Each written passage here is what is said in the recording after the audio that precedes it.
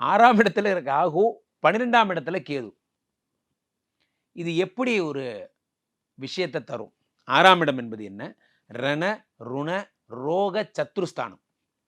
வியாதி, கடன், கஷ்டம் எல்லாம் தரக்கூடியது இந்த 6ஆம் இடம். அத ஜெயிக்கக்கூடிய இடமும் இதுதான்.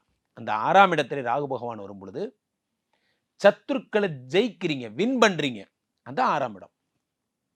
உலகத்திலே நண்பர்களே, சத்துருக்கள் என்றால் என்னங்கிற கிளாரிட்டியே நமக்கு முதல்ல இல்ல. சத்துருக்கள்னா யாரு? என்னை யாரெல்லாம் வேணா எதிரியா நெனச்சுக்கோ. அத பத்தி எனக்கு கவலையே கிடையாது. என்னை யார் வேணா எதிரியா நெனச்சுக்கோ. ஆனா நான் யார எதிரின்னு நெனைக்கிறேனோ, அவன் தான் எனக்கு எதிரி. இதுல முதல்ல கிளியரா இருங்க.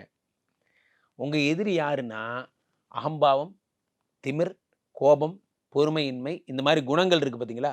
நம்மளை வாழ்க்கையிலே கீழ தள்ளி விடுற இந்த குணங்கள் இருக்கு பாருங்க. என்ன விட யார்றாங்கிற அந்த குணம் இருக்கு பார்த்தீங்களா? இது எல்லாம் தான் உங்க எதிரிகள். இது வந்துருச்சுன்னா லைஃப் வீணா போயிடும். நல்லா இருப்பார். பெரிய ஆளா இருப்பார். ஆனா பிரச்சனை என்னன்னா கர்வம் வந்துரும். இந்த கர்வம் தான் உலகத்துல ஒருத்தனை அழிக்கக்கூடிய விஷயமே இந்த கர்வம் தான். கர்வமாகட்டும், பொறுமையின்மை, அடக்கமின்மை, மூத்தோரை மதிக்காத தன்மை இதெல்லாம் வந்து நீங்க எதிரிகள் நெனைக்கணும். இது என்ன விட்டு போயிடணும். கடவுளே நான் இயல்பா இருக்கணும். என்னை இயல்பா இருக்க வை. அதுதான் 6ஆம் இடத்து ராகு உங்களுக்கு சொல்லி தர்ற பாடம். கிரகங்கள் உங்களை ஞான வழிப்படுத்துகிறது நண்பர்களே.